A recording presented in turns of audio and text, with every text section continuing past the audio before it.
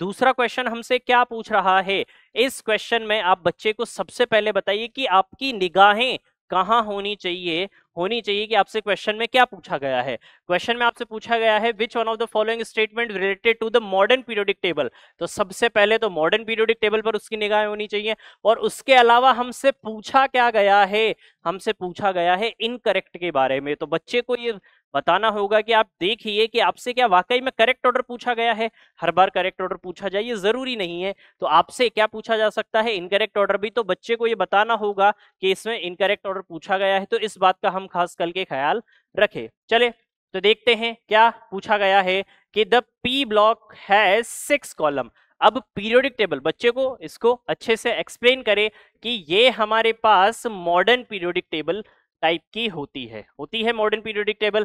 Teachers आप लोग इन सबको जानते हैं। देन ये एस ब्लॉक होता है, ये डी ब्लॉक होता है, ये पी ब्लॉक होता है, और नीचे हमारे पास कौन सा ब्लॉक होता है, एफ ब्लॉक होता है। ठीक है, चलिए तो इसमें सभी लोगों को पता है, या फिर आप बच्चे को बताइए ये कि जो पी हमारा सबशेल होता है, पी सबशेल के पास कितने ऑर्बिटल होते हैं, उसके पास 3 ऑर्बिटल होते हैं। और हम जब भी इलेक्ट्रॉन फिल करते हैं तो बारी बारी से इलेक्ट्रॉन फिल करते हैं, एक एक इलेक्ट्रॉन फिल करते हैं।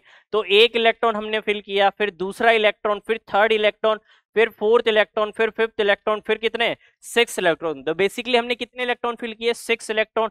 तो कॉन्फ़िगरेशन क्या क्या आएगा, एक बार P1 होगा, एक बार P2 होगा, एक बार P3 होगा, एक बार P4 होगा, एक बार P5 होगा, और एक बार क्या होगा, P6 होगा। तो आप देखेंगे कि सबका कॉन्फ़िगरेशन सेम टाइम पर नहीं रह पाएगा सेम, इसलिए अलग अलग रहेगा। तो P जो हमारा ब्लॉक है उसमें टोटल कितने एलिमेंट होंगे, टोटल हमारे कितने ग्रुप होंगे, तो टोटल ग्रुप होंगे कितने, 6।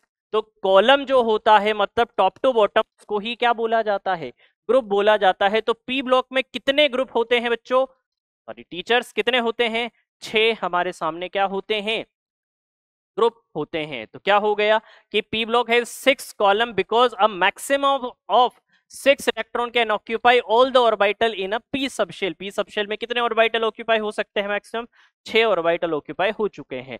तो आप बच्चे को ये अच्छे से समझाइए ये सब बातें कि हर ऑर्बिटल में हम बारी बारी से इलेक्ट्रॉन फिल करते हैं। तो पहले एक इलेक्ट्रॉन जाएगा, फिर सेकंड इलेक्ट्रॉन, फिर थर्ड, फिर फोर्थ, फिर फिफ्थ, फिर सिक्स, फिर इस तरह से हमारे 6 के 6 इलेक्ट्रॉन चले जाएंगे। तो कितने कॉलम बनेंगे, 6 कॉलम। कॉलम मतलब टॉप टू बॉटम।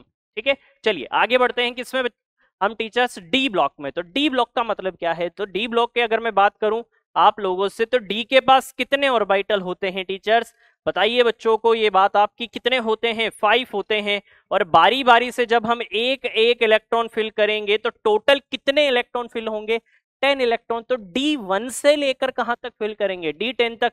तो बीच में कितने हमारे कॉलम आएंगे, मतलब कितने ग्रुप आएंगे, 10 ग्रुप आएंगे।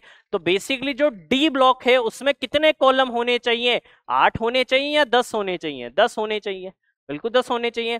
देन इसमें मैक्सिमम कितने इलेक्ट्रॉन ऑक्यूपाई कर सकता है, ये 10 इलेक्ट्रॉन ऑक्यूपाई कर सकता है, कौन, डी सबशेल। तो ये हमारा पॉइंट क्या हो गया यहाँ पर, रॉन्ग हो गया। तो पूछा हमसे क्या गया था, इनकरेक्ट या करेक्ट, करेक्ट तो फर्स्ट वाला हो गया, इनकरेक्ट कौन सा वाला हो गया, सेकंड वाला हमारा हो गया। देन अगर मैं सी ऑप्शन की बात करूं तो each block contain a number of columns. Columns का मतलब क्या है टीचर्स, ग्रुप है। Each block contain a number of group equal to the number of electron that can occupy a subshell. तो एस के अंदर कितने इलेक्ट्रॉन आते हैं, 2। तो इसमें 2 हमारे क्या हो गए, ग्रुप हो गए।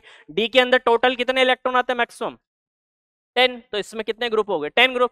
पी के अंदर कितने हमारे ग्रुप आते हैं, 6। तो मैक्सिमम कितने हमारे इलेक्ट्रॉन हो गए, 6, और ग्रुप भी कितने हो गए, 6। तो आप देखेंगे कि यहाँ पर जितने इलेक्ट्रॉन मैक्सिमम आते हैं उतने ही क्या होते हैं हमारे ग्रुप, या फिर क्या होते हैं टीचर्स, कॉलम। तो बच्चों को बताइए कि ग्रुप ही हमारे क्या होते हैं, कॉलम। और रो को क्या बोला जाता है, पीरियड बोला जाता है। क्या बोला जाता है teachers, period. Then the block indicates value of azimuthal quantum number for the last subshell that received electron in building up the electronic configuration। अब सबसे पहले टीचर्स बच्चों को बताइए कि ये अजीमुथल क्वांटम नंबर जो होता है ये क्या होता है, ये होता है L। और ये किसको रिप्रेजेंट करता है, ये रिप्रेजेंट करता है किसको, सबशेल को।